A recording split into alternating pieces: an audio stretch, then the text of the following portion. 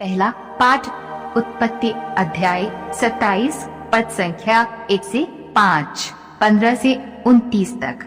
इसहाक बूढ़ा हो गया और उसकी आंखें इतनी कमजोर हो गई कि वह देख नहीं पाता था। उसने अपने जेठ पुत्र एसाव को बुलाया और कहा, बेटा। एसाव ने उत्तर दिया, क्या आज्ञा है? इसहाक ने कहा, तुम देखते ही हो कि मैं बूढ़ा हो गया हूँ, न जाने कब तक जीवित रहूंगा। तुम अपने हथियार, अपना धनुष और अपना धनुष लेकर जाओ और मेरे लिए शिकार ले आओ।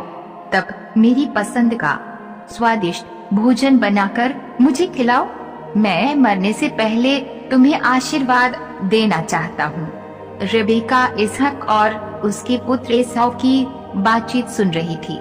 रेबेका ने अपने जेठ पुत्र के उत्तम वस्त्र जो घर में उसके पास थे ले लिए और अपने कनिष्ठ पुत्र याकूब को पहनाए। उसने उसके हाथ और चिकनी गर्दन पर बकरी का चमड़ा पहना दिया।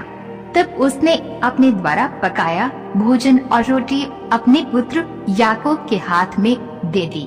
उसने अपने पिता इसहाक के पास जाकर कहा, पिताजी। उसने उत्तर दिया, हाँ बेटा, तुम कौन हो? याकूब ने अपने पिता से कहा, मैं आपका पहलौठा एसाव हूँ। मैंने वही किया जो आपने कहा था। कृपा करके आइए, बैठकर मेरा शिकार खाइए और मुझे आशीर्वाद दीजिए। इसहाक ने अपने पुत्र से कहा, बेटा, तुमको कैसे ये इतने जल्दी मिल गया? उसने उत्तर दिया, ये प्रभु आपके ईश्वर की कृपा है। इसहाक ने याकूब से कहा, बेटा मेरे पास आओ, मैं टटोल कर जान लेना चाहता हूँ कि तुम सचमुच मेरे पुत्र एसाव हो। याकूब अपने पिता इसहाक के पास आया। इसने उसे टटोल कर कहा, आवाज तो याकूब की है, लेकिन हाथ एसाव के हैं। वह याकूब को नहीं पहचान पाया, क्योंकि उसके हाथ उसके भाई एसाव के हाथों की तरह रोएदार थे, और इसलिए उसने उसे आशीर्वाद दिया। उसने कहा, क्या तुम सचमुच मेरे पुत्र एसाव हो? उसने उत्तर दिया, हाँ, मैं वही हूँ। तब इसहाक ने कहा, मुझे अपना शिकार लाकर खिलाओ और मैं तुम्हें आशीर्वाद दूंगा। याकूब भोजन लाया और इसहाक खाने लगा। इसके बाद उसने अंगूरी लाकर इसहाक को पिलाई।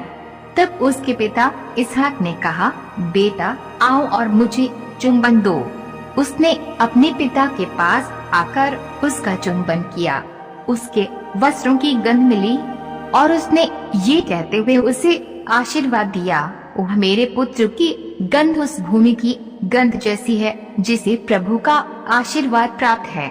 ईश्वर तुम्हें आकाश की ओस, उपजाऊ भूमि और भरपूर अन्न तथा अंगूरी प्रदान करे। अन्य जातियां तुम्हारी सेवा करें, राष्ट्र तुम्हारे सामने झुके। तुम अपने भाइयों के स्वामी हो और तुम्हारी माता के पुत्र तुमको दंडवत करें। जो तुमको अभिशाप दे वह अभिशप्त हो, और जो तुमको आशीर्वाद दे उसे आशीर्वाद प्राप्त हो। यह प्रभु की वाणी है।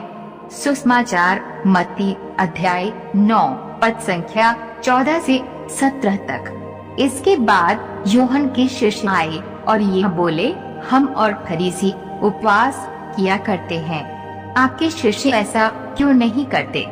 ईसा ने उनसे कहा, जब तक दूल्हा साथ है क्या बाराती शौक मना सकते हैं? किंतु वे दिन आएंगे जब दूल्हा उनसे बिछुड़ जाएगा। उन दिनों वे उपवास करेंगे।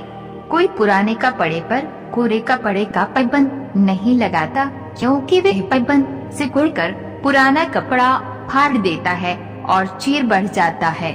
और लोग पुरानी मशकों में नई अंगूरी नहीं भरते, नहीं तो मशकें फट जाती हैं, अंगूरी बह जाती है और मशकें बर्बाद हो जाती हैं। लोग नई अंगूरी नई मशकों में भरते हैं, इस तरह दोनों ही बची रहती हैं।